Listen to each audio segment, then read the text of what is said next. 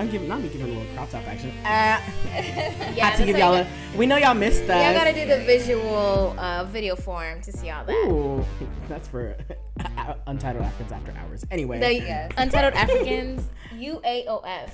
Untitled Africans OnlyFans episode. Anyway, we'll talk about that later.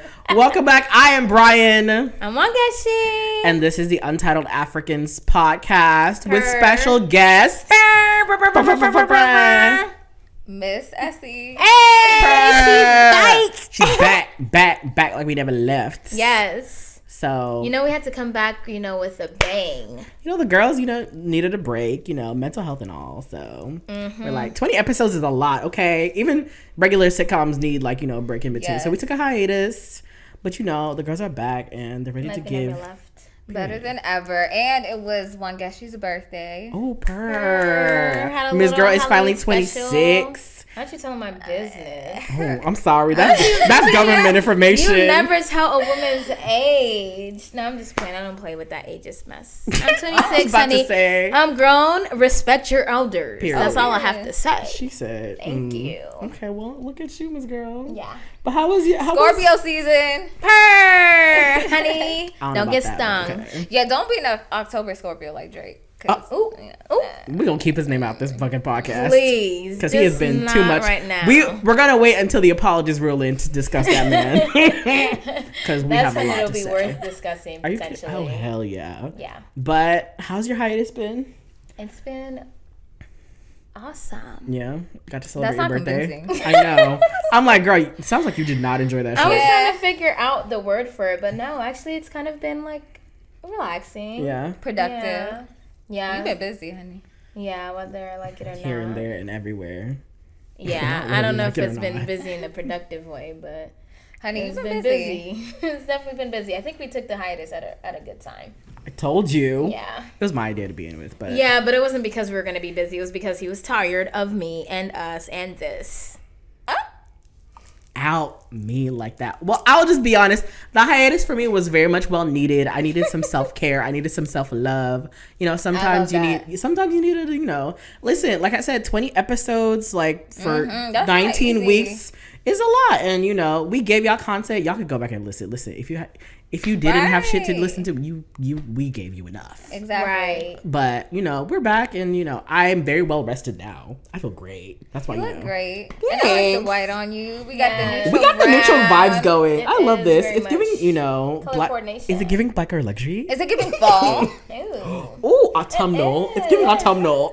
Yeah, you're giving like Mariah Carey season. Ooh. And we're giving, it's giving pumpkin spice. It's giving nutmeg, little. Yeah. I love this for us. Flavor. Fall colors with a touch of Christmas. But how have you been? Yes, we've missed you. The girls have missed. They have been loving you. They love. Y'all just like gas as no, said, they have been loving you. We said it. Watch the other episode with her and tell us. Did we not say this? We called it. Yeah. We said, y'all, this is gonna be the episode to break all episodes. And sure enough, y'all have been blowing up that one video. Because you guys said it. You guys literally said this is gonna be. We manifested it. You did. So y'all gotta keep saying that every episode. This is gonna be the episode. This is gonna be the episode. If you're on it, then I'm definitely saying it without a doubt. Honestly, I think she should just become like a third member. The girls watching an unofficial third member. Unofficial African, Untitled African's unofficial guest. Exactly. But I think it's because we have good rapport. We have a good dynamic. We're comfortable with each other. Girl, we have been in this fucking room for the past 4 hours just doing nothing. I think the podcast started before. Key in. Yes. We have but some y'all will other never know. members y'all will that never should have been here, but our studio. That's for when we get a Patreon for them to know all of that. We do have some special in studio guests today. Say hi, studio audience. Big that's one of the girls. Oh my God! We got about a third of the studio audience participating. If you don't know who that was, that is none of that Big Money Mo herself. Big Money Mo. God, that's my little sister being foolish. No, that's my little sister being foolish in the background. She's trying to come hang out. Honestly, y'all being weird. Why are you being weird to me? Why are you being weird to me? Anywho. Spin in the butt. With all that said, let's go ahead and get to the first segment. What's plaguing the girls? It's been a lot happening on the timelines. Let's get into the hot goss and hot tops. Sadly, we lost a rap great, Takeoff. Unfortunately passed away. R.I.P. To unfortunate gun violence. Was it in Houston? Yes. Was it in Houston? Yes. Dang. It happened at a bowling, like a private event at a bowling alley or something. They were playing dice or something. There was a dice game? No, I think that's been debunked. I mean, at some point they did play dice, but the whole circumstances around his passing. I don't think people really know the details. I think everybody's just talking.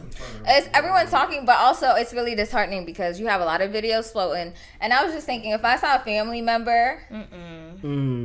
That's the other thing that... And one of those videos just floating on the internet and everyone has an opinion about it, that just feels very, like, removed from compassion. That's the one thing that I've found that's become very distasteful with, like, celebrity deaths and, like, public figure deaths within, like, the age of social media. It's like, why do we feel the need to share their, like, images of, like, their dead bodies?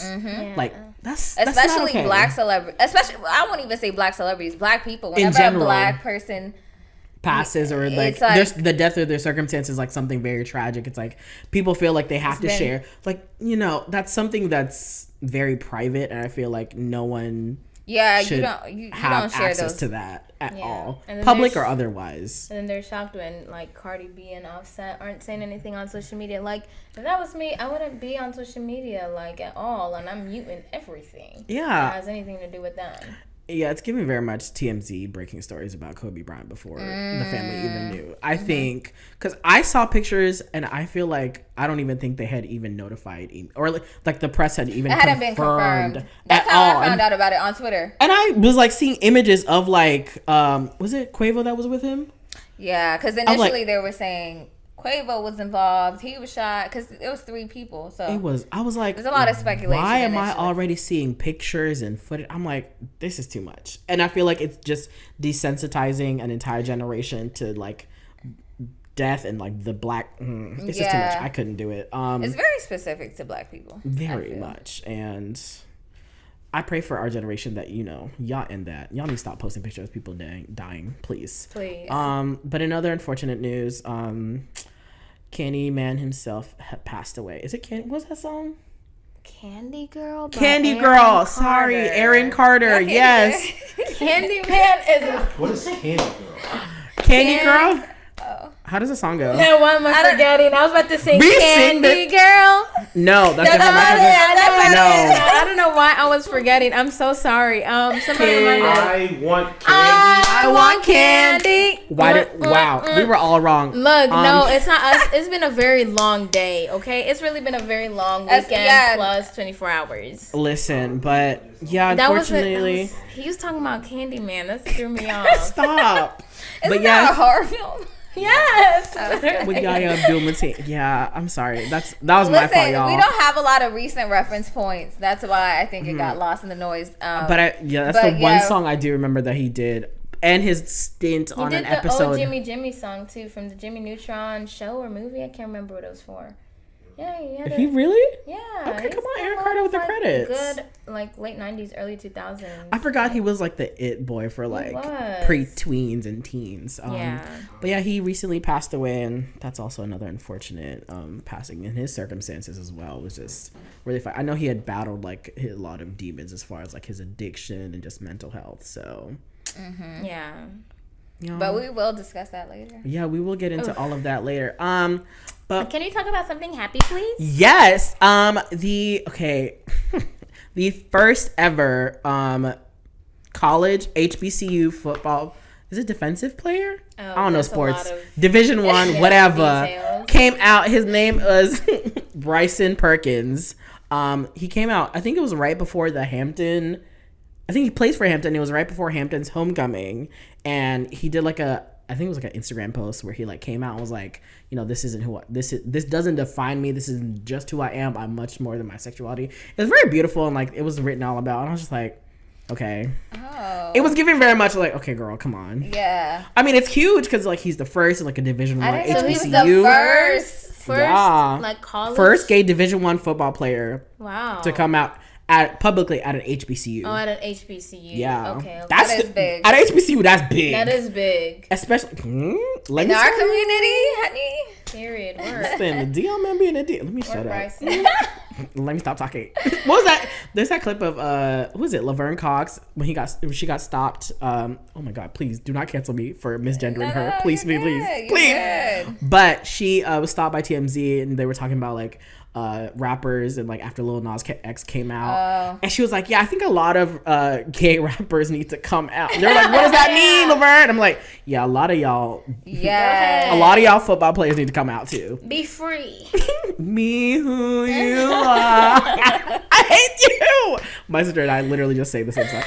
But yes, he came out and that's so great for him. But you know, it was very much celebrated. It was all of like black gay media was like all over it. And I was like, oh, support. But I feel like we need to end the age of having these pro hyper masculine sports people and heads having to come out like this. I feel like, girl, if you out, you out. Don't nobody care. I know, but sports is so like entangled with masculinity that girl, toxic masculinity at that. Honestly, I say come out, let your rainbow flag fly, baby. Okay. Purr. Step at a time. Double tap. Yeah. But speaking of homecoming, we need to talk about this. When did homecomings in general become the concerts to be at? These schools have been showing the fuck out. Meanwhile, y'all students is protesting bitch because they ain't got hot water, they ain't got housing, but y'all having Drake, Lil Baby. Howard? I think it was like Howard, and like Spelman and Morehouse. They had some big ass names showing up. I don't know about y'all, but at UGA we always got big names for homecoming. Well, that's different. UGA got private money. Okay, well you said when did homecoming? UGA got cloud money. I know UGA was always. I never went to the homecoming, but I was always looking forward to who are they gonna have for the concert? Is it somebody worth seeing? Because I know it's gonna be a big name. UGA got this money. Yeah, UGA got that money. HBCU. Yeah, that's very different. But then, and the thing about it is like HBCUs, a majority of them are private, right? So they get like donations. My thing is, this money should be going to your students who are complaining about nasty food, terrible living conditions, right, and all this shit. Meanwhile, the bare minimum. Y'all are over here funding concerts, trying to get more people to come to the school. Basically, yeah, it's all it is. Yeah, it's marketing. Now it's like every school is trying to up one the other when it comes to homecomings to see who can get the most registrations for next fall. Yeah. And I feel like different universities all have issues with like where they're allocating their funding, because like at these HBCUs it seems to be like the homecoming concerts, they're pouring millions to get into these artists, and then at UGA and like other big football schools it's like they're pouring all this money into the stadiums and the sports, and the guys have a new locker room every 5 years, but we over here struggling with flooding and housing and stuff. Like, it's making no sense to me. Yeah, I feel like overall these institutions need to figure out like where they're channeling their money and you know how they can support their students. White colleges too. All of the colleges. I mean, I'm all about paying Felicia Rashad, millions of dollars a year to be head of the, performing arts department. But girl, can we take care of the students? Like, why am I paying private money, institution money, and I'm sleeping on dirty ass fucking mattresses in the rooms? It's not clicking, Steven. Send the motherfucking funds. Okay, please. But I think it's like Maslow's hierarchy. Like, you gotta take care of the basic needs: food, clothing, shelter. That's the fundamental, and then you can work your way up to entertainment. Yeah, maybe we cut back on the homecomings. Maybe we have some local artists come one year. I had Future at I wasn't there, but Future performed like right before he like came out like proper. Yeah, he performed at KSU. Girl, I heard T-Pain was at KSU. Was he? Yes. Honey, everybody just needs to get the baby. T-Pain is also. At this point, you guys got the budget. Definitely got the buy one get one. Not the BOGO tickets. You got buy one get one free tickets. I hate you. Ain't nobody want the baby. Thank you. Moving on. Nobody. Honestly, I think I feel for these students. I'm glad that they're having, the times of their lives. They say these are the best years, make the memories, but at the same time, That's bullshit. But I mean, they are great years. I don't know about the best years. They're the somewhat best, but good luck to y'all. Have fun. Howard, I will be pulling up to the next homecoming with my big, Not you saying all this just to be like, Howard, homecoming, next time I got you. Tell me me if they have Chloe Bailey, you not pulling up. Oh, bitch, we're going. We're driving. Sure. We're driving to DC. Road trip if need be. We're going to DC. Okay. You know. I'm in there. Period. Where we at? I'll be there. Thank you. Thank you. All right. You know what? We're moving on. So speaking of shows and doing the most, Cheryl Lee Ralph. This is really exciting. She got cast as a model for the Savage Fenty show that's coming out this week. And I could not love this more. I think I saw a video of her in like this bikini. Okay. Girl, no. I'm out the loop. I'm out the loop. You are such a mother. Yeah. Okay. Abbott Elementary. Moesha's mom. Stepmom. Stepmama. Her stepmom. Sorry. Got you. Sorry. It's the way you spelled it. I think that. Yeah, I think it was spelled wrong on there. Okay, that's why. I was like, wait, who's Cheryl? Okay. Yes. It's okay. Got you.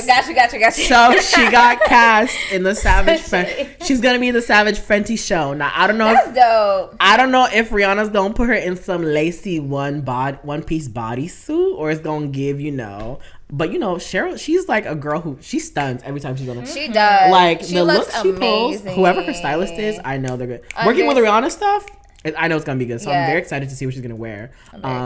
If this episode comes out before that, we're gonna insert the pictures below. But I will post about it. That won't happen. Neither the episode's coming out before the show, and I'm not inserting no pictures. You better watch the show. It's on Hulu, I believe. It's fine. Y'all can follow my Instagram, and I'll post it on there when she does. There you go. But I'm very excited about that. So.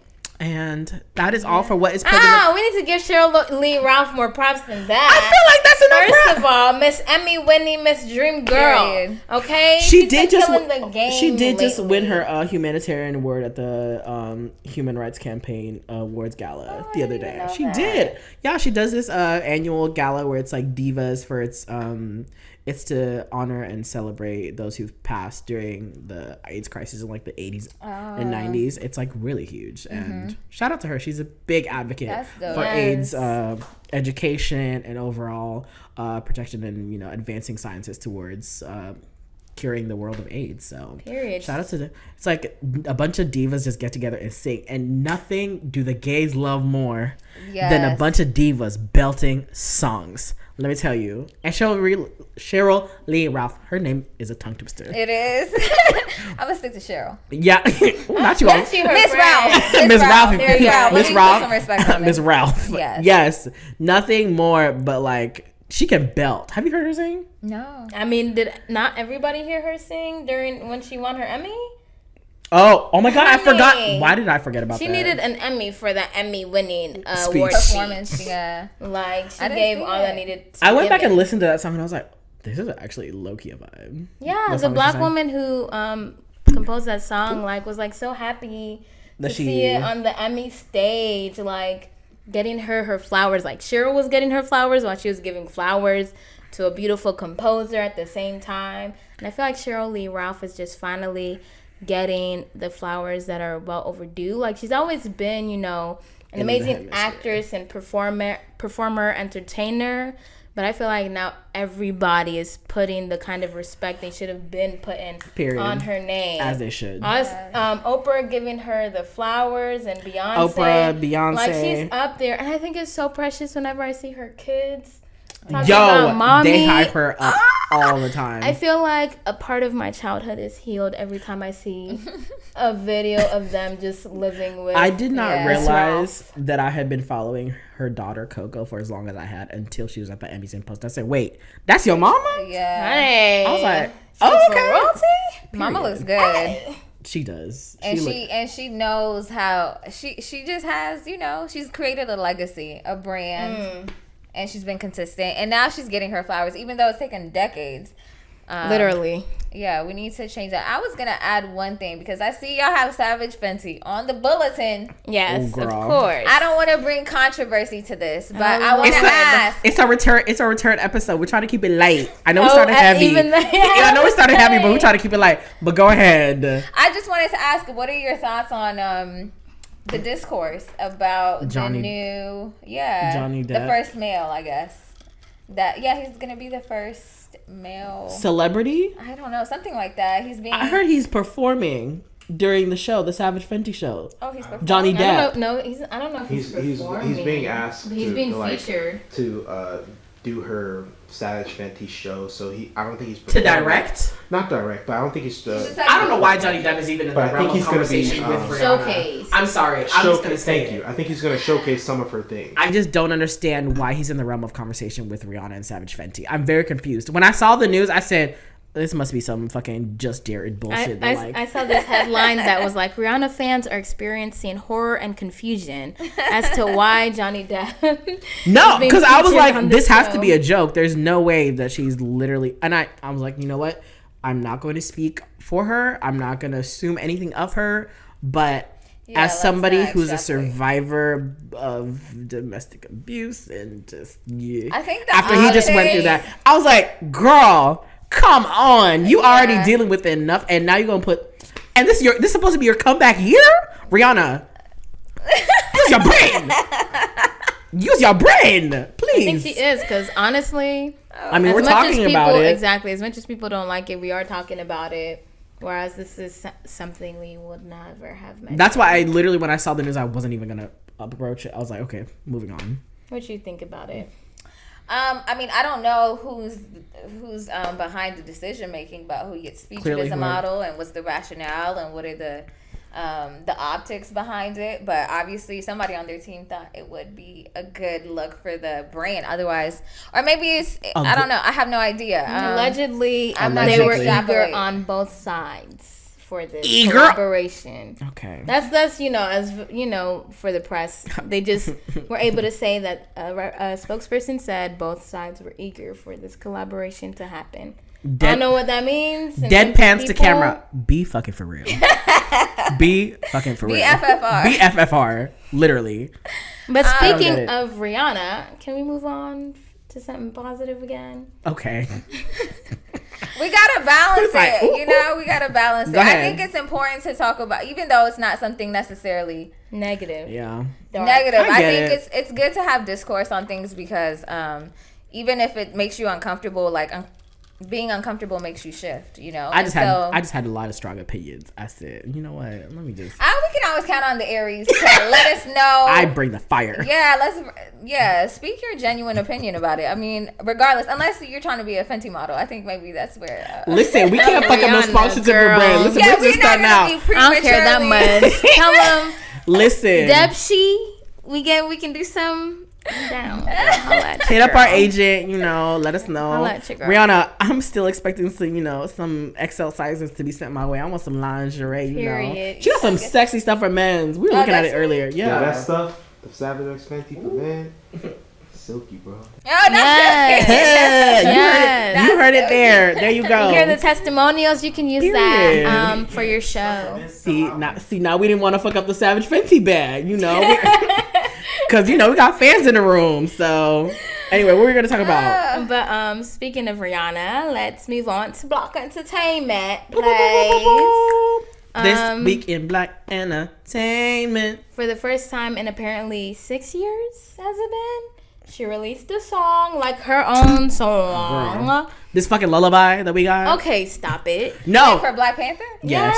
No, but I want to say this because she was caught on camera saying, after she had the baby, she was on a red carpet for a Savage Fenty show, and they asked her, like, when are we gonna expect new music? Are you and ASAP gonna do something together? Oh, talking about the Super Bowl? Maybe not even the Super Bowl. And they asked her, maybe we can get a lullaby, from you. She goes, girl, if I've been away this long and I come back and I give my fans a lullaby, they gonna chew me up. Sure enough, what did she give us? Lullaby. Okay, but to be fair, it was for the movie. Forever. I get it. It was for the movie. And I feel like the song. Why does everyone call it Wakanda Forever? It's Black Panther. It's called all the Wakanda African Forever. mommies and daddies calling it Wakanda. Is that Wakanda movie out yet? No, the movie's literally called Wakanda Forever. It's Black Panther Wakanda Forever. Yeah. They straight calling it just Wakanda. I stand corrected. I mean, I don't really. I'm gonna be honest. When I always feel like when an artist does a song for a movie or anything, I don't think it's like, oh, I'm doing new music. It's like, okay, girl, you got a check. And that Marvel check was big because we know they pay. Yeah. And she was like, oh, hell yeah, I'm going to do this fucking song. You know what? Rihanna's going to say the same thing she said when she released her photo album. Y'all asked for an album. It's an album. That was the funniest shit she ever. Sit down. That bitch trolled. But it's not even an album. I think we have to just, number one, we have to divest from celebrity culture and celebrity whatever. Period. But that's my entire fucking first segment of this show. What do you mean? But no, I was gonna say it's not an album. It's not her album. So we have to give her space when she's ready to create her own work and not just be like a soundtrack. I think she'll give what she needs to give when it's only her like platform, because obviously she was creating it specifically for. My thing is though is like I don't even think that they needed Rihanna. Literally, Thames did a song too. Thames wrote it. Yeah, but they didn't need Kendrick Lamar either. No, Kendrick Lamar and SZA ate with that song. Okay, I was in there. Rihanna gonna eat. Let's just say. So you don't want Rihanna music or Savage X Fenty collab? Clearly, that's what you're saying. You know what I want? I don't want lullaby. I want na na na na. I just shot a man down. I like even though it was lullaby-ish. It was supposed to pay tribute to like the fact that Chadwick Boseman, aka T'Challa, is passed both in real life and it looks like in the movie. Okay, listen. And also Thames wrote it, and Thames is my queen. So why didn't she just perform it? Thames is my queen. She has the vocals for it. Because she's a composer. Fine. She writes for different people. And Rihanna did sound good. I like the song personally, but that's my vibe. I didn't hate the song. You wanted something more reminiscent. I just don't think we should count it as part of her discography. It's not. It's part of Black Panther. I think it's part of like something else that she did. It's a side project. It's like when she be doing features. It's a feature. It's a whole album long feature. So, and that's what it was, and I don't count it. Just like Beyonce when she gave us the gift. I did not count that as a... Let me speak to you in a way that Rihanna will never. She don't give a fuck. Exactly. She gonna do what she wanna do. Not in a way Rihanna will never... Listen, we were just talking about... Let me give you Rihanna a Twitter circa 2013. Oh, I missed that era. I do not give a fuck. I will do what I want to do. Shout out to her. Especially as a mom. When you become a mom, you give even less of a fuck. Like, if you gave a fuck before, you give... 0. None. Yeah, like, at this point, it's like she's going to do whatever she feels called to do. And if that's, what moved her spirit, she was like, I'm gonna put my voice on this song. Lift me up. Okay, hold me down. That's all we can get. We can't get the copyright for it. Sorry, y'all. Yeah, but it was a beautiful song. I actually like the song. I never said I hated the song. But I'm known to slow lullaby songs. That's great. That's my vibe. You like a vibey vibe. Yeah, I like a little, melancholy She song. like a low exposure, with the neutrals. Yes. With the candles, That's a vibe. That's her vibe. No, that's cool. And that's what it gave, and we love. I didn't say I hated the song, so y'all don't come for me. Okay, I said the song. You want like a club going out type of. I want work. I want Rihanna to be like, I'm leaving the girls, I'm leaving my little baby with the babysitter. ASAP got it for the night. I'm with my girls. We go into the grittiest, dirtiest, dance hall club. Yes, I'm gonna sweat out my wig, and I'm gonna just come out the club with the glass that I just stole from them. I want that era of Rihanna. Okay, I have missed that. You're nostalgic. But I get it. She's grown. Yeah, and Chloe and SZA both did also release a song. I don't know. Neither of them are really giving that vibe either. No. But it's Chloe's amazing. Song? Finally, Chloe, we're grateful because you teased that song about what year is this? Yeah. Same with SZA. It's been a couple months since we teased that, and we all voted for it, but it's okay. Are y'all just waiting for summer Renaissance to just die down, and then y'all gonna give us, They definitely are. Because SZA definitely teased Shirt in a TikTok video, and that song went ballistic. Oh, when did she do that? Shirt. Oh, I didn't know that. That song was like a clip somewhere that she released it. And then it just went wild, and people have been begging for her to release it. And then she finally released the music video, and then it apparently got released early. She was like, "Well, it's actually gonna come out this day." So the release date actually came out before she even announced it. So I was like, "Oh, yeah." I feel like it worked. I love her and Lakeith Stanfield's chemistry in it. So good. I love Lakeith Stanfield as an actor. Shout out to Lakeith. He's so weird, and he will delve into different roles so well. Give me skinny artsy black boy any fucking day. Toxic. With a dirty ass beanie and a scruffy beard. Ooh. Okay, come on, not you salivating. Even though I literally said my fucking type is 6'2" something to do something. I don't know if he's giving that at all, but But no, I love Lakeith and I love the song Shirt. I think I've been missing that song. I'm sorry. I've been needing to hear the full. And it gave what it needed to give. So I'm very happy about the music. Also. Oh yeah. Yes. There's also been a lot of other new music, but we're going to move on from that because I don't feel like talking about Aubrey. Oh.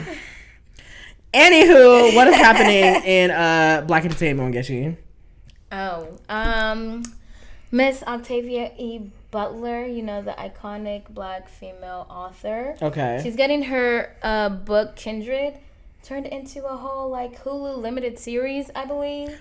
The girls are running to Hulu with their straight to Hulu got the budget. Yeah, they do. It's giving. I feel like all the adaptations like end up going to Hulu. Because wasn't Handmaid's Tale a book and then it turned into? Yeah. I'm excited for. Is this like a sci-fi thing? Sci-fi? The book. I don't know. I guess you could say that because she does go back in time. Ooh. But the overall gist of it, I wouldn't say is really sci-fi. But it does have that aspect with the time travel. Well, y'all can check out Kindred on Hulu. Whenever it comes out, whenever it drops. Actually don't. Sure enough, we're going to announce it on here probably. So, but search it on Hulu. It might be out now. We've been gone for 3 weeks, so I don't know if it's already out. Honestly, at this point, we probably missed the movie and the announcement. And we just catching up. But in other news, the Wayans family is coming back to television. Damon Wayans and Damon Wayans Jr. are currently in development for a sitcom for, was it NBC or CBS? Some network show. And I'm very excited because Damon Wayans has not been on TV in a while. Mm-hmm. And that entire family is funny as hell. Hilarious. And I have missed funny Black television. Yeah. We got Abbott Elementary now. Yes. What's the other one? Atlanta. It's like dramedy. It depends on the episode. But I need just full on. Depends on the episode. I need just full on just cackle, sit back. I loved My Wife and Kids. Yes. Oh yeah. I used to love My Wife and Kids. What's the other one? We're singing. We're happy and we're brothers and we're colored. Give me a high five. I loved that show. And I'm very excited that he's coming back to TV with his son now. Oh yeah, that's different. So cute. I'm like, that's so cute, little family project. It's like what Jamie Foxx is trying to do with his daughter on Netflix. And it didn't work out. Oh. Because she definitely got canned. No, I think the whole show got canned. I think it got canceled after one season. I've only ever seen it late night at like 12 a.m. running on some random channel. Yeah, on the game show channel. That's where it was. Was it? Yes. I thought it was only on Netflix. On the game show channel? Oh, shit. That was on Netflix. Which show? The one where they guess the song? It just came. No. It just came out like a year or two ago, and people were just talking about how corny it seemed. I know what you're talking about. His daughter was on it? Yeah, I'm pretty sure he's his real life daughter. This is probably why Idris was like, yeah, I'm not getting my daughter on TV on a movie with me. Yeah, because y'all would drag the expectations go so much higher when you find out it's their real child. Like something about them Nepo babies. Listen, can't be hopping on every project mommy and daddy do. But I genuinely do feel like this is gonna be very funny because I think I've seen Damon Wayans Jr. in some stuff. He was in Happy Endings. He was in New Girl a little bit, but they're all like very like white comedy, but I'm excited for him to do a lot of Black comedy with his dad. It's gonna be good. I'm excited to see their dynamics. I feel like whatever it is, even though it's scripted, I feel like that'll definitely shine through. Yeah, I feel like this is part of the reason why. And I feel like the two of them just like riffing off of each other, like just like throwing jokes back and forth. There's gonna be a lot of off the cuff stuff that's gonna be just hitting. The same way the Wayans brothers used to get off the cuff. Now his father's son, like that's how you make a life. Imagine clowning your dad on national television. That's so cute to me. Oh, yeah, that's cute. I'm like, and we need more like Black fathers on TVs and showing that dynamic between father and son. That is true. Without it being about trauma and you've never been in my life, Dad. Girl, this ain't no Sanford and Son. We moving on. I mean, iconic show, but questionable. What's that other show that used to be Blackish? Oh yeah. And that kind of, I know. Mm-hmm. Yeah. When you were asking, I was like, that was a show. That's why I didn't name it. It showed a strong family dynamic. That's why I didn't name it. I thought about it. I didn't say it. I was like, I feel like you're missing one, but I didn't talk about Blackish at all. Because Kenya Barris, strategically, he knows what he did. Oh, that's all I'll say. I don't. What he did? Kenya Barris, girl, his show is the same thing all the time. But I guess the same could be said for Tyler Perry. Ooh. Oh my goodness. Hey. Okay, so back to the listen, your sis works in the Atlanta entertainment industry. Let's not talk too much on Tyler.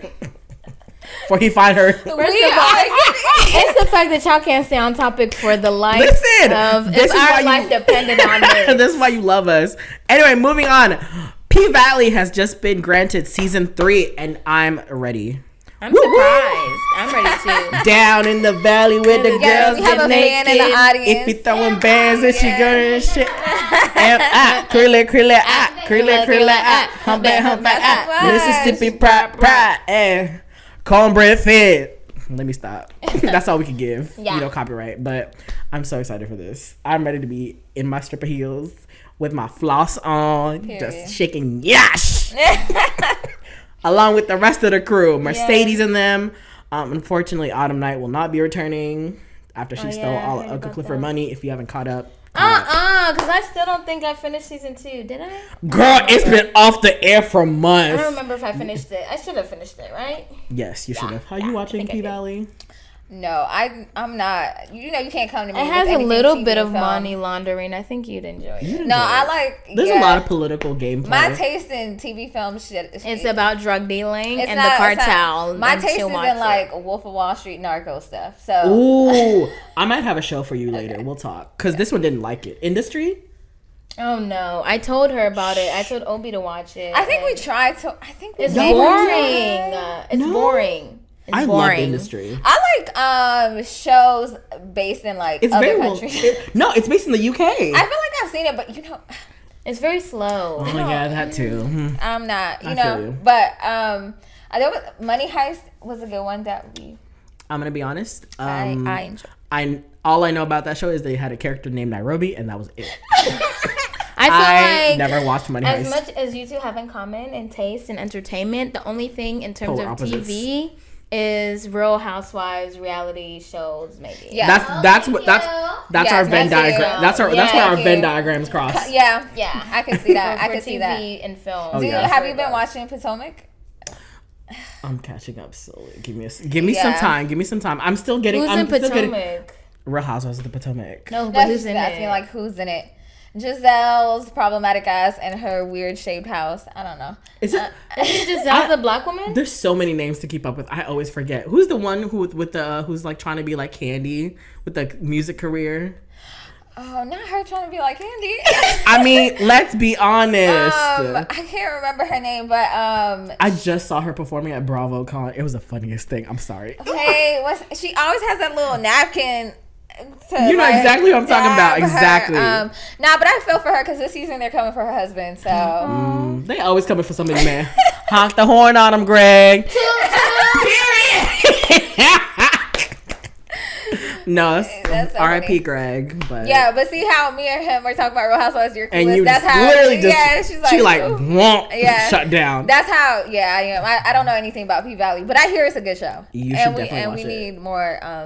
You should definitely watch it. We need more queer representation. Period. Honestly, that's literally the only reason.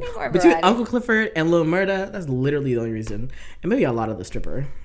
And Megan Thee Stallion was on it too. Oh, that's right. Yeah. I took a pole dancing class the other day. Oh yeah, you did go for your birthday. It gave me a whole new respect for all the dancers on P-Valley. What have I said every single time we talk about the show? They are working out. Is crazy. 100%. The core. It's crazy. The core, the biceps, the full triceps. body, really, but those athletes. They are athletic. They are athletes. Period. You know what? I think we should petition for pole dancing to be included in the Olympics. I think.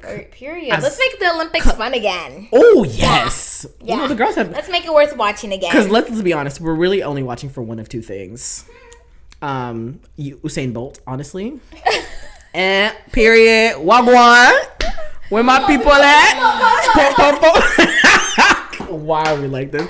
It's either that or the Kenyan runners, the long distance runners. Let's really be honest. Those are the only things we're watching. So let's add some pole dancing to the Olympics. Yes. Black women show up. Go show the fuck out. Yeah, viewership will go up. Oh hell yeah. Sure. But moving on, another incredible black show, Harlem. Oh. Yes, they recently season 2 is coming up. They cast Countess Vaughn and Rachel True. What's her what's her the Parkers? Where the Kim. What's her the Parkers theme song? Where the Parkers. That's what it was. Why was that spot on? Dang, mama. I'm sorry, I had to get that. No, but so Rachel True was on Half and Half. And love her, honestly, on that show. But that theme song is low-key the most underrated black TV theme song. Through this journey of discovery. Finding you. Now that I have someone special that brings out the joy inside of me. We can become whatever we want. All we need is loving me. That's the way I feel it should be. You and me. Yeah, let's not. Let's not do that again. I'm Rachel True in the show. I love Rachel True. So excited for that. Harlem season 2 is gonna come up. I'm very much. Megan Good is in it. Wow. It's honestly just another like group of black girls just living life in Harlem and just. Yeah. You lived in New York for a little bit. I did, and I lived in Harlem. I lived in Brooklyn, so. I feel like you enjoyed the show. I've never watched the show though. It's on Amazon Prime. And one of the dudes in it is actually from P Valley. Oh yeah, really? He is. Okay, he can snap crossovers. Hey, that's my multiverse of madness, whatever. But to the biggest news in black entertainment this week, Black Panther 2: Wakanda Forever is premiering. Yes. And we'll all be showing up in our finest garb, our finest kitenge, and finest bring your guerrillas, elder mamas. It's an all white to pay tribute to our, I don't have fallen. All white, but... I'm already ready. Yeah, just wear this. I don't know. I feel like I need a more formal fit though. I feel like the movie theater is gonna be like. You ever seen Black people show up to an all white party? Yes. We eat that fucking theme every single time. So I feel like we need to. If this weekend, Thursday night, Friday night, Saturday, whatever you're going, show up in your all white. Let's pay tribute to our Black Panther Forever. Aww. Sorry. Yeah. This worn out sign, like. Boy, he was so tired of doing that. He was like. Okay, bro. Seriously. But Black Panther 2. I'm so excited to check see it that. out. Well, is that it for Black Entertainment? I think so. Okay. Woo! All right. Let's get into why we really have Miss Essie here herself. Our topic for this week. It's been a very unfortunate thing, and a trend that's been happening a lot within our community that we just noticed. Hashtag hot girls have bad days too. Sad girl eras, apparently. Yes. Mental health. It's something that, we've touched on a lot on this podcast, but we haven't really delved into a lot of it. So we thought we'd have somewhat of a professional here. I'm not a professional. Let me preface. I'm not a mental health professional. I did do my undergrad in the field of psychology along with other things, but so there are some qualifications behind certain period. Yeah, but I will but not. don't be like, oh my God, Essie told me that I'm Dr. Essie says that I don't need. Speak to your therapist. Speak to your qualified professional. It's good to have somebody who's well versed in the proper language and terminology in order to have this discussion. Facts. So I just want to start off with, for you guys, who and how were you taught to deal with your emotions and mental health? Who taught Kid you and Fury how? And Crystal on the raid. Shout out. I was taught to our predecessors. Yeah, Esther for even putting me on to them. And then I was like, oh, therapy is a thing for us too? I might need it? Oh, interesting. What about for you? Who and how? Who taught you and how did they? About therapy in general? About just dealing with your emotions, mental health. I think I've always, pondered about mental health, and I've always been interested in it, but more from a cognitive science perspective. So I was really like into it in high school. I remember that was my favorite course. Yes. So you took psychology? I took psychology, and then I loved it, so I took AP psychology. With Miss Shelna? Yeah. I didn't know that. I did the same thing. Yeah, and then I took, I think, my senior something with her, because so I was grading psychology papers and all her assignments and stuff. So yeah, I think in high school, that's when I was like, it piqued my interest. I was more interested in the brain as an organ and how it works and things like that. And then, of course, it leads to therapy, counseling, and all the different modalities of therapy. And then I went to college, and initially I thought I wanted to do biology, and I was like, boring. Let me guess, that organic chemistry. She hit that organic chemistry. No, organic chemistry is one of my favorite subjects. I love chemistry. I hear a lot of times that's the one that's like. Yeah, I've seen a lot of people cry over chemistry. In college, that's the deal breaker. Organic chem. But for me, it wasn't chem. I don't know how, but chem, I exceeded. I did orgo. Physics is where I was like, But so I did psychology in my undergrad along with stats, and I did do some bio courses. But I think in terms of like mental health, it's not like something that we discuss in the household. It's not. I think also because we're coming from a household of preachers, so people tell you to lean onto Christ and prayer, religion. And there's church counselors and things like that. So there wasn't anything secular, I guess, that pray it away, girl, pray it away. That were recommended. But in terms of therapy, I'm surprised that you said Crystal and Kid Fury was how you got put on. It was. I mean, you put me on to them, so it's okay, you. But literally, like, it was not really a factor. Because, I listened to them freshman year of college. That's not what I was thinking about. I was not thinking about my mental health. I like psychology, but what does my health have to do with any of that? Yeah. It wasn't until I listened to them that I noticed the link. Yeah. Yeah, between it. And I was like, oh my God, they're talking about therapy a lot. Is this thing useful? Yeah. For, like, everyday type stuff? Yeah. Yeah. No, I mean, Crystal and Kid Fury, shout out to them. We did go to Kid Fury's Trilloween. Yes. I didn't get the memo. I was a little late. That's a lie, but go off. But yeah, no, let me try to stay on topic. But we've been struggling with that. Let me try to stay on topic. But I think it's just like really disconcerting that for us as a community, Kenyans, Africans, we don't really have healthy discussions about mental health. I think it always gets I don't know, it just gets colluded with all kinds of other stuff, and then it becomes about demons and I like to think of everything. I do think there's a spiritual aspect of everything, but I think, I don't know, I like to describe it as, I like to look at it as XYZ axis on a plane. Like your mental, your physical, and your spiritual, they're all like intertwined, and you can't disentangle them. So even when you're talking about something like depression, there's a physical aspect to it, there's a mental, and there's a spiritual aspect to it, whether you're aware of it or not. And I think we just kind of look at it from one side, especially in the West. It's like, take your pills and you're good, and that's it. And I think that's really unfortunate, because I've seen that side of psychiatry, and I just feel like right now we have a lot of awareness about mental health, but we don't have a lot of effective solutions.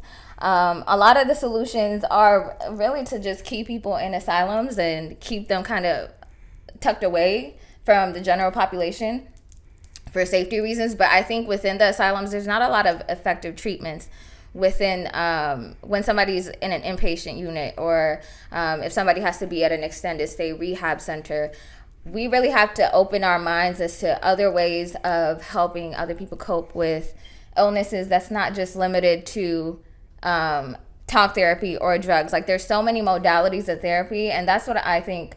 Me and my sister were having a discussion, because she was saying how important talk therapy is for her health, and just in general for everyone to be in talk therapy. And I think that is so useful, especially when you're working through things.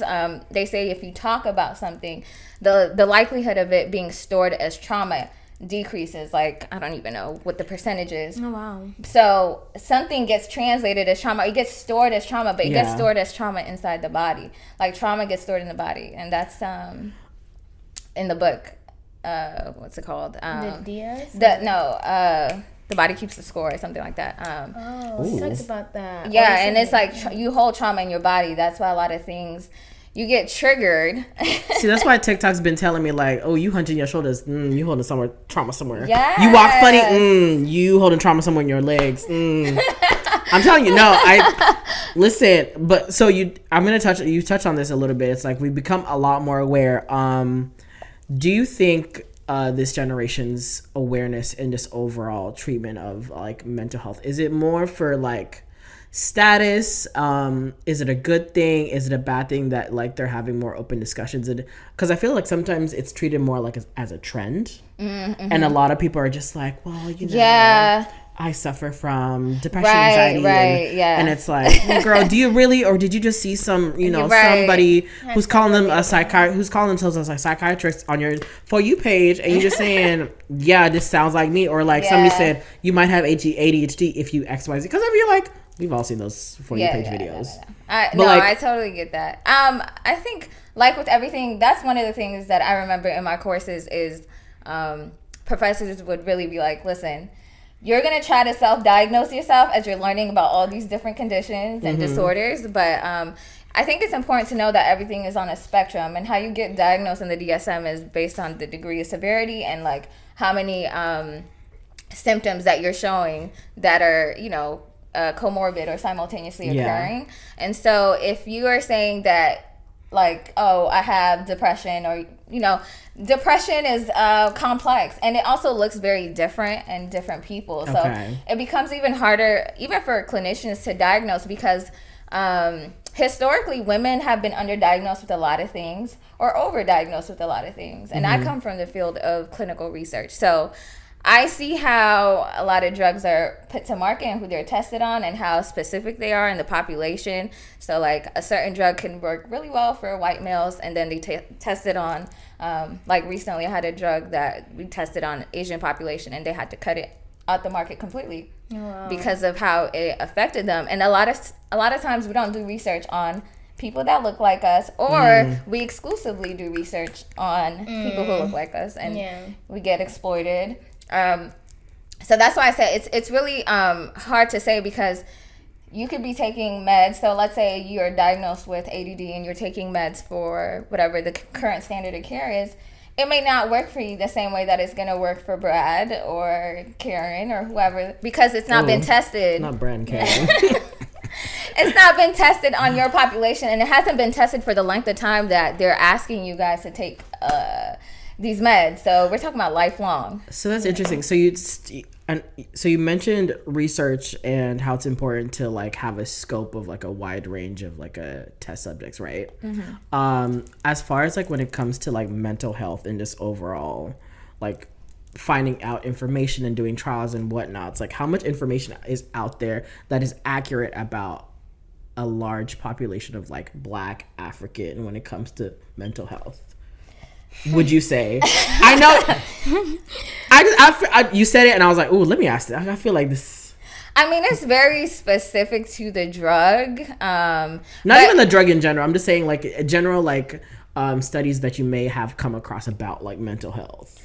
I'll say that usually in trials, they do try to have a sample size that's like representative of the general population. So if blacks are 10% of the, let's say within the state is 10% or whatever the percentage is, they do try to meet that quota. But when you're talking about like 300 people, that doesn't translate to that many people. 300 people, and then you take 10% of that, you know? So it's been tested on that many. And sometimes they don't meet the target demographic for that. So it's hit or miss, because these, let's say you have 30 Black people that are in there, and half of them are men, half of them are women. They're going to affect them differently.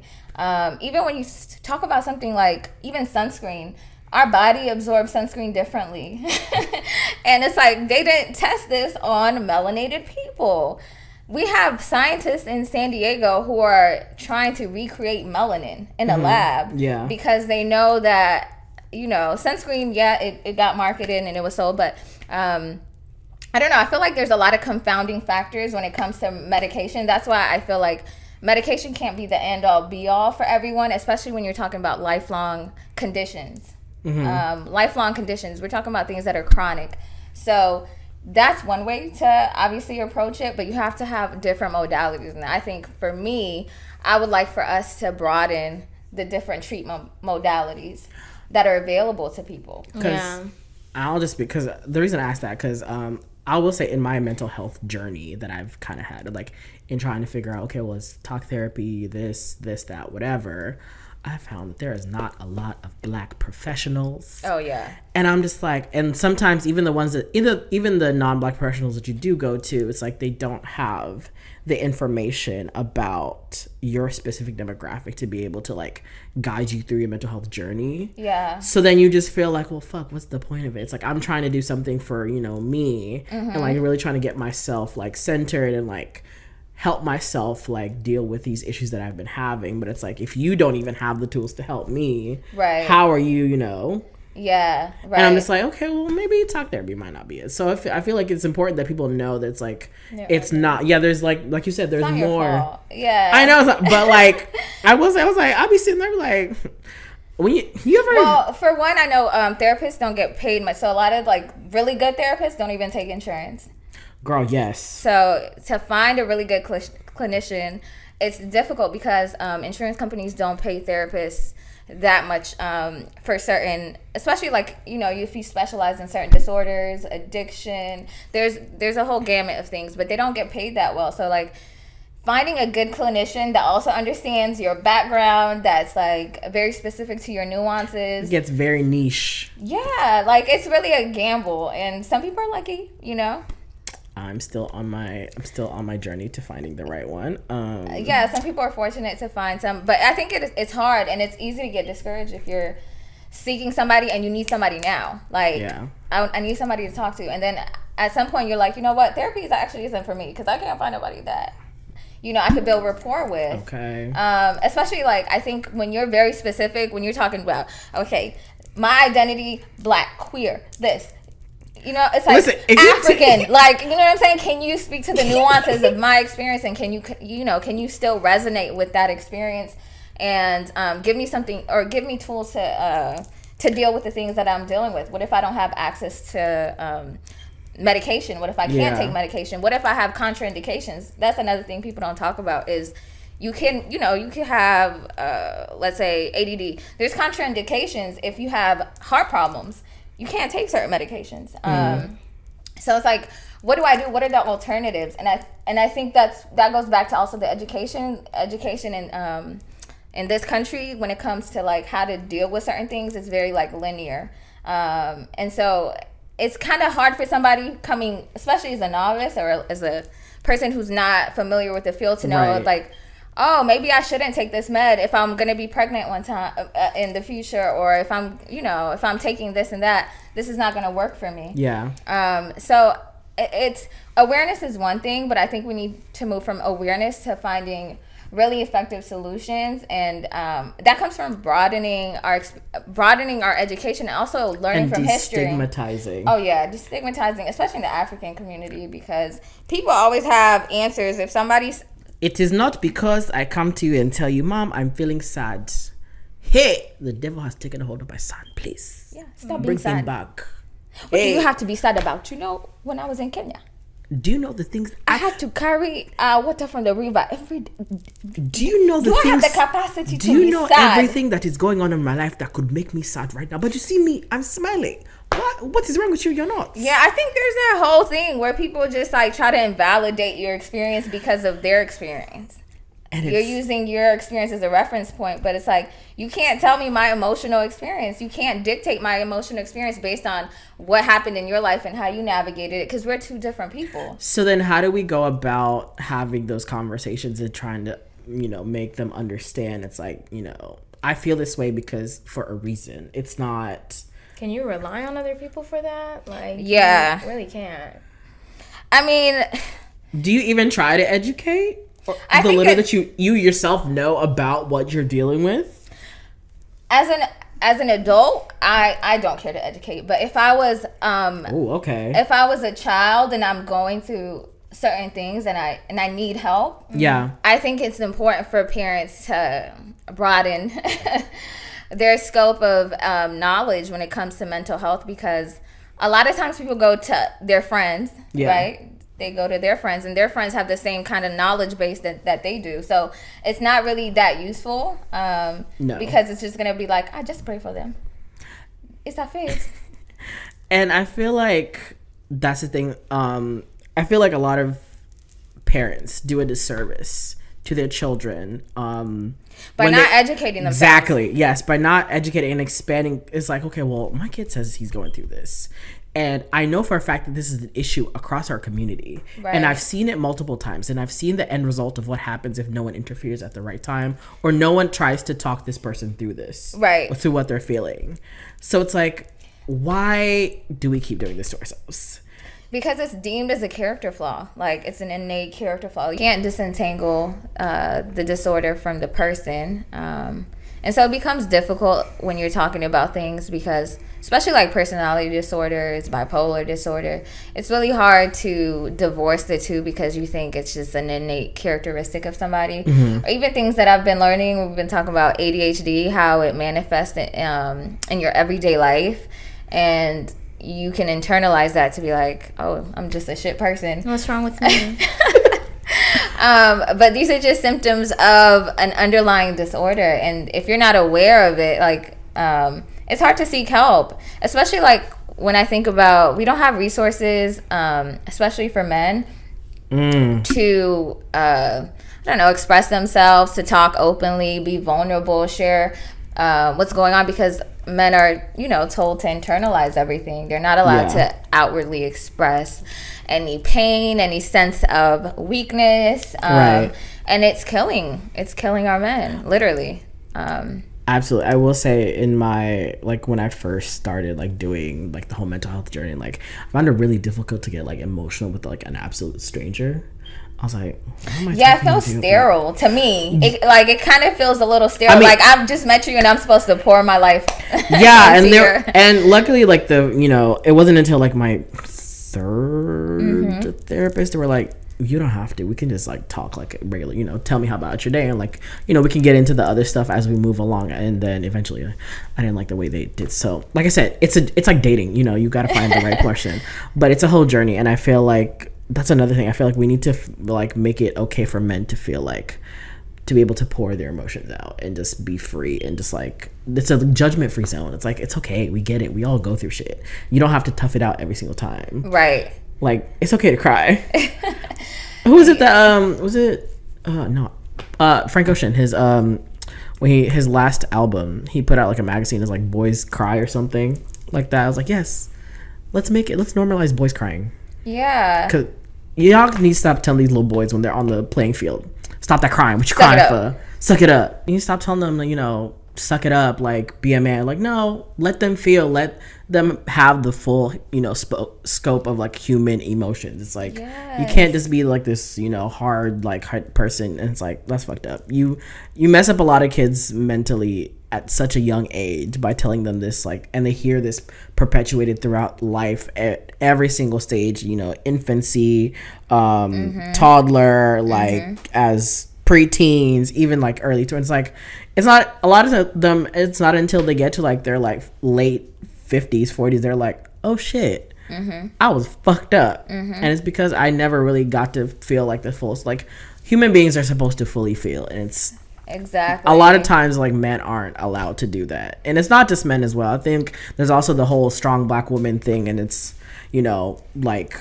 you always have to feel like you have to take on this burden of every single person. It's like, no, that ain't right either, sis. Thank you. A lot of us aren't being allowed to, feel the full scope of our emotions as humans. But it's just a really fucked up. And we really need to work on that as a society and stop perpetuating that same mindset and narrative. Yes, exactly. But you've been awfully silent over here. I'm letting y'all talk. So what's like been your overall like experience like with your like mental health journey, would you say? I mean, I kind of talked about it. I learned about it freshman year of college.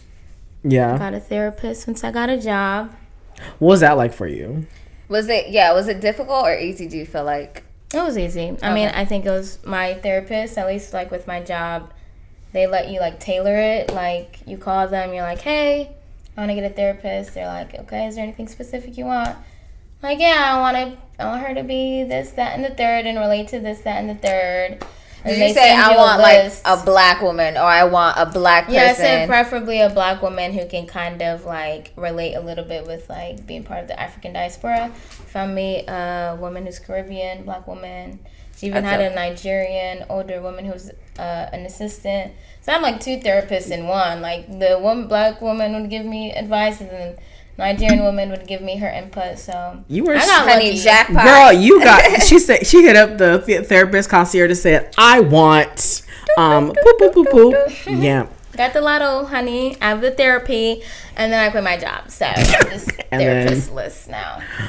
No. Yeah, and I think also, when you land yourself in a position where you're therapist-less, I think we need to learn that there's other ways that we can manage our mental health, and there's things that are accessible to us. I think if you just learn, like, I was telling my sister about how the vagus nerve is like so critical to our emotional regulation. Your emotions are the filter in which you perceive the world, how you navigate everything. It's like, even when you think of your best moments, it's based on your emotional experience at that moment. It's not necessarily what happened that day. It's like, what were you feeling? And there's ways to tap into that. And I'm a big proponent now for meditation, for different breathing techniques, because I realize it really plays a major factor in calming my nervous system. I experienced really bad work burnout, and for the life of me, I couldn't figure out what it was, why I was so anxious, and I realized it was because my nervous system was dysregulated. And so understanding how to regulate yourself emotionally, that's a skill a lot of adults don't have. Which is why people have rage. People, it's like, it goes back to your foundation, your anchor, and we all have cracks in our foundation that our childhood gave us, and some are bigger than others, but you have to learn how to tap in with yourself. And it's mental, physical, spiritual, your diet, what you consume daily, everything all pours into it. Let me tell you, I think like when I met with like my first like actual therapist, and I was like talking, I was like, and this is just journaling, and it's something that I've kind of kept up with here and there a little bit. That's like the one tool I feel like outside of the talk therapy that's kind of really helped me with like a lot of my depression, anxiety, all that stuff. And I'm just like, you just scribbling for days. I'm like, oh, and this pissed me off, and this happened, and let me tell you about it. And I was feeling like this, and I feel like I should have done this in that moment. Yeah, I'm just journaling is good too. Sorry. Personally, I let all of my feelings out, and I love it. And I've bought like at least 3 journals now. That's beautiful. I just recently learned about freeform journaling, which is like, you don't have to it doesn't have to make sense. You just scribble. Write. Yeah, and it doesn't have to, have anything. You don't have to be able to read it back, but just that motion, like, emotion is, we express ourselves through motion. It's important to express yourself through motion. Dance is therapeutic. People, even gardening, finding something that you can, like, people play tennis, like anything that you can move your body. Like, remember I said trauma gets stored in the body. If you can move your body, it helps us process any emotion that we're carrying. So yoga. I love yoga. I love Wim Hof breathing. If you're into meditation techniques, Wim Hof is like life-changing. Cold showers, ice baths, like there's so many different things we can do. Wim Hof. He's WIMHOF. Y'all heard that. He broke like Guinness World Records for all kinds of stuff just through his breathing. He has like 24 titles, doing insane stuff because of his breathing techniques, and it's been life-changing. I could probably hold my breath now for like 3 minutes straight now. She's a deep diver now, period. Yeah, so get into it. There's things you can tap into. Who knew all these different modals of like, other than just the medication and regular talk therapy were available. So y'all find exposure therapy. There's so many things. Yeah, just do your research, and different modalities work for different things. And please talk. That's the number one thing. Just talk. Yeah, express yourself and find a community that you feel comfortable. Exactly.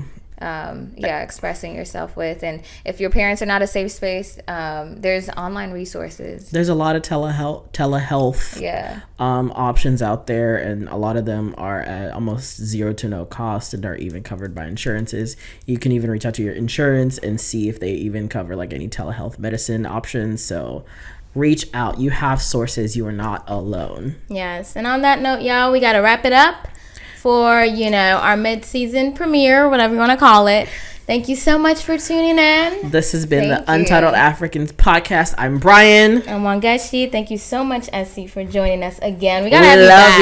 It was a pleasure. She'll be back for the finale. Yeah, we gotta talk about this more because there's more. There's part 2. There's a whole part 2. Yeah, thank you guys for having this conversation. Of course, it's much needed. Be sure to like, subscribe, comment, all the things. Now we're gonna have our own YouTube channel for the Untitled Africans podcast.